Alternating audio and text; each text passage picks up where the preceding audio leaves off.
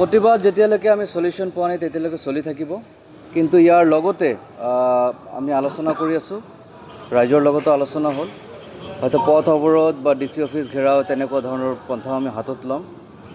আমি যিকোনো উপায়ে আমাৰ এই যিটো ৰাস্তা আছে বৰ্ডাৰ ৰোডটো আমি বচাবই লাগিব।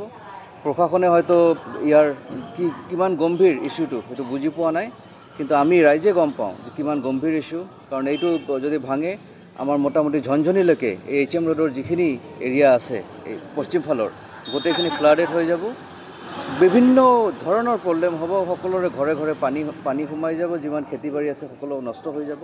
গতিকে আমাৰ আন্দোলন চলি থাকিব, আন্দোলন যদি তীব্ৰতৰ কৰিব লাগে আমি কৰিবলৈ ৰাজি, আৰু 1-2 দিনৰ ভিতৰত আপোনালোকে রেজাল্ট পাব আমি কি নতুন পন্থা হাতত ল'ম।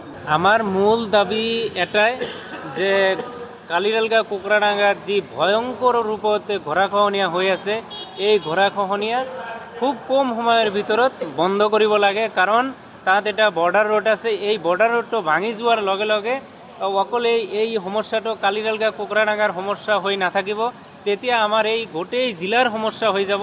কাৰণ আমাৰ এই জিলাৰ বেশিৰভাগ মানুষেই কৃষিজীবী মানুষ। ইফালে আপোনালোকে যদি চায় এই বৰ্ডাৰ ৰোডৰ সিফালৰ মানুহখিনি, সেই মানুহখিনিয়ে কৃষি কৰ্মৰ লগত জড়িত, বিশেষকৈ শাক পাচলিৰ খেতিও হয়, চব্জিৰ খেতি তাত হয়। সেই খেতিত যেতিয়া পানী উঠি যাব তেতিয়া এই মানুহখিনিৰ যি খেতি শস্য, শাক পাচলিৰ যিখিনি ফল মূল, এই যিখিনি মানে খেতিৰ মানে জায়গা সব নষ্ট হৈ যাব। আমি সেই আশংকাতে যে বৰ্ডাৰ ৰোডটো যেনে তেনে বচাব লাগিব। আমি ইয়াৰ আগতো জিলা প্ৰশাসন আৰু চৰকাৰক বাৰম্বাৰ জনাইছিলোঁ। বৰ্তমান বৰ্ডাৰ ৰোডৰ অৱস্থা একেবাৰে ভয়ংকৰ অৱস্থাত আছে।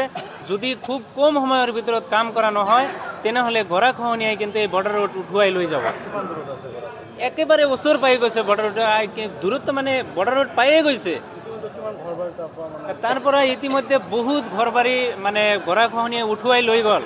আমি জিলা প্ৰশাসন আৰু চৰকাৰক আহ্বান জনাওঁ, আপোনালোকে তৎকালীনভাৱে তাত স্থায়ীভাৱে গৰাখহনীয়া প্ৰতিৰোধৰ ব্যৱস্থা কৰক।